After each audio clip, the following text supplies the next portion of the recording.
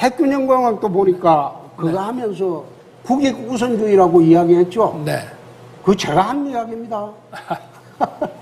아니, 국익 우선주의라는 그런 말을 식으로 누구는 공약을 못 자꾸 쓰겠습니다. 발표를 하니까 네.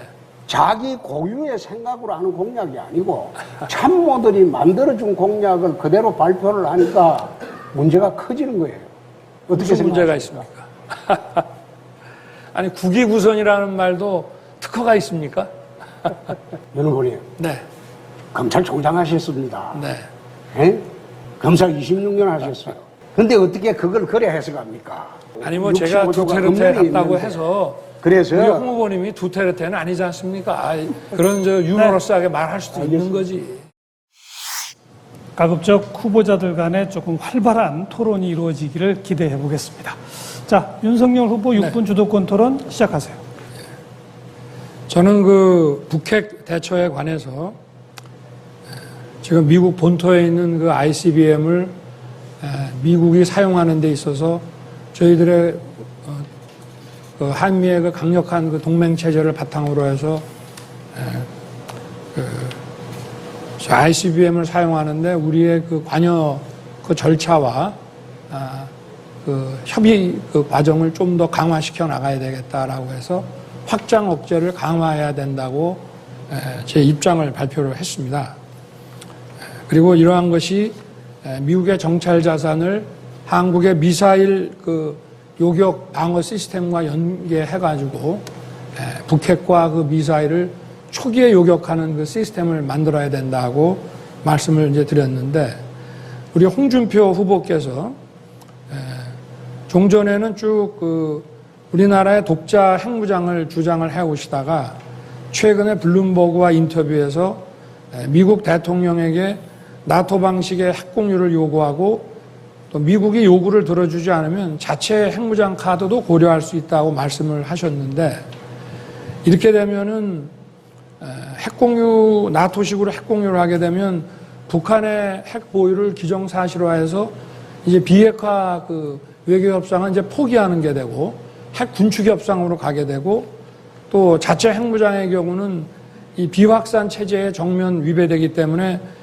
국제사회에서 고립될 가능성도 많이 있는데 이 부분에 대한 우리 홍 후보님의 그 입장을 좀 말씀을 좀 듣고 싶습니다. 우선 그 미국이 ICBM 사용하는 거를 공유하겠다. 그건 불가능합니다. ICBM은 대륙간 탄도탄입니다. 네.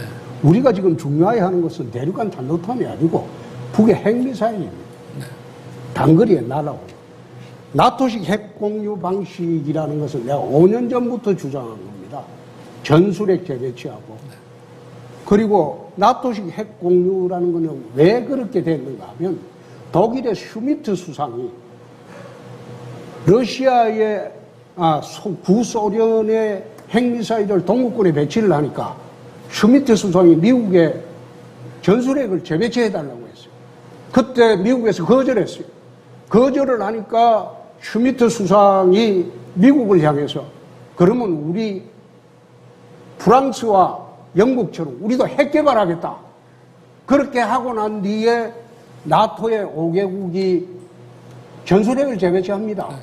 예? 그래서 핵단추를 공유하게 돼요. 그게 나토식 핵 공유입니다. 네. 제가 이야기하는 것은 나토식 핵 공유를 주장을 했습니다. 네. 그리고 이런 식으로 슈미트처럼 나토식 핵 공유를 해주지 않으면 우리도 핵 개발할 수 있다.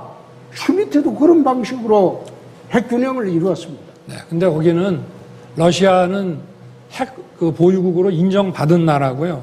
그리고 북한은 지금 비핵화를 추진해 나가는 과정이고, 그리고 미국의 그 반덴버그 공군 기지에서 ICBM을 쏘면은 30분이면 날아갑니다. 그리고 전략 핵무기만이 아니라 여기에 전술핵을 달아가지고도 얼마든지 대응할 수 있는 것인데 그 유럽하고 우리나라는 실정이 완전히 다른데 이렇게 되면 핵군축으로 가게 되고 핵군축 협상을 하게 되면 유엔사 해체라든가 평화협상이라든가 주한미군 철수 같은 이런 카드를 저쪽에서 가져올 가능성이 많기 때문에 이게 일견 듣기에는 굉장히 국민들한테는 사이다 같은 느낌을 받을 수 있지만 향후에 이것이 우리가 그 핵 협상과 관련해서 다른 그 이 핵군축 협상을 가게 되면 북에게 굉장한 그 손해가 날 수 있다는 그런 생각은 안 해보셨습니까? 지금 그 윤 후보께서는 전술핵하고 전략핵을 지금 구분을 못하고 있어요. ICBM에 올라가는 거는 전술핵이 아닙니다. 그건 전략핵이에요. 아, 그거는 미사일을 또, 아니, 저 원거리로 갈 수 있게 하고 지금 윤 후보 진영에서 그런 말씀 하시는 거는 네. 이도훈인간 그 사람이 아마 문정권의 사람입니다. 대북 정책을 하던.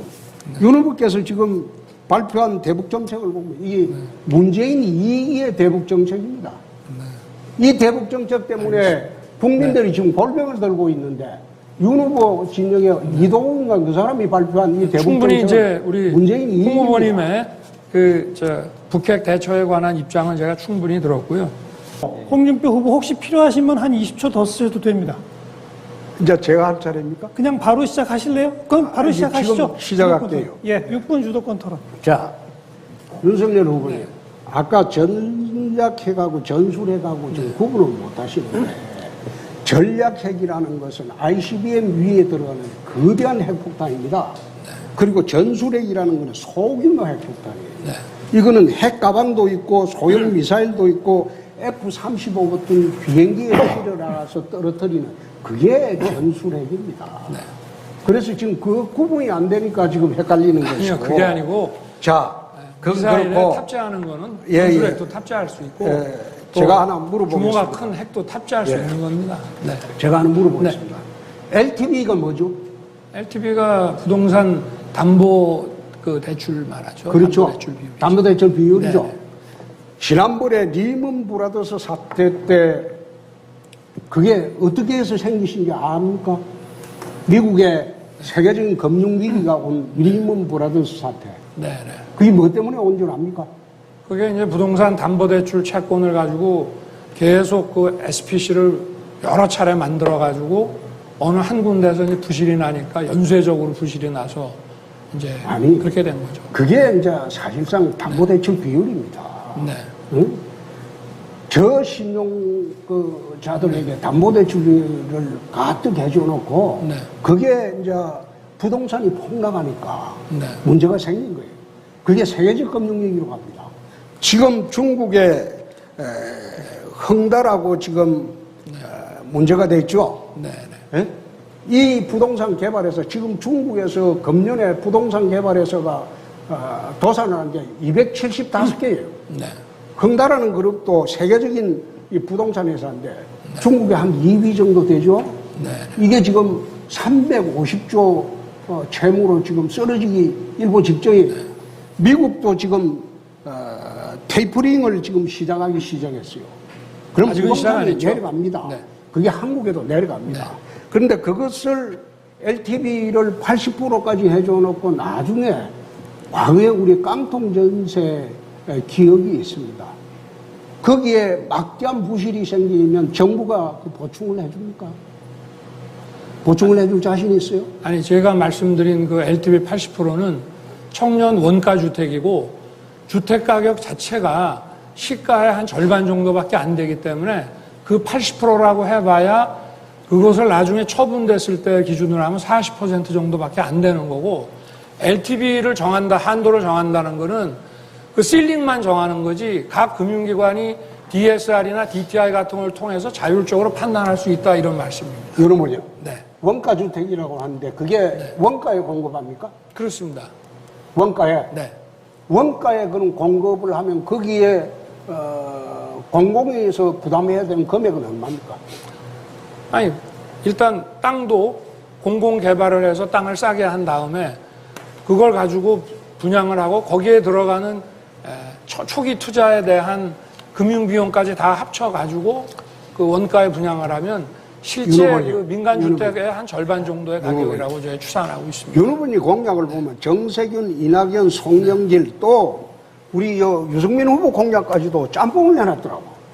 그래 해가지고 윤 후보님 공약이 아니에요. 이거는. 아닙니다. 전부 그래 해놓고 이 부동산 분야에 이번에 최고 아이디어를 낸 겁니다. 핵균형공학도 보니까 그거 하면서 국익 우선주의라고 이야기했죠. 네. 그 제가 한 이야기입니다. 국익 우선주의라는 그런 말을 식으로 누구는 공약을 못 자꾸 쓰겠습니다. 발표를 하니까 네. 자기 고유의 생각으로 하는 공약이 아니고 참모들이 만들어준 공약을 그대로 발표를 하니까 문제가 커지는 거예요. 어떻게 무슨 문제가 생각하십니까? 있습니까? 아니 국위구선이라는 말도 특허가 있습니까? 알겠습니다. 네.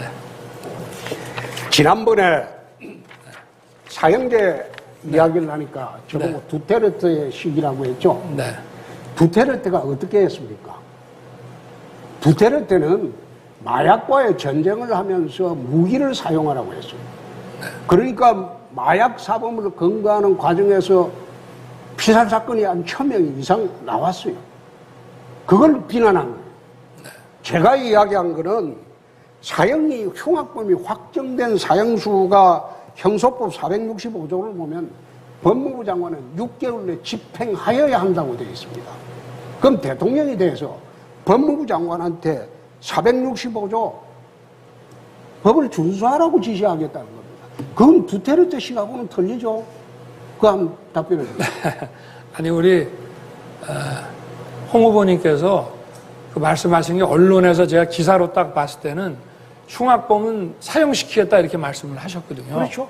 그래서 그런 뭐 예를 들어서 대법원에서 확정된 것을 내가 집행하겠다 이렇게 말씀하신 게 아니고 흉악범은 사형시키겠다 이렇게 말씀을 하셨기 때문에 그거는 대통령이 그 사법 판결까지 이런 사법 절차에 영향을 줘서는 안 된다.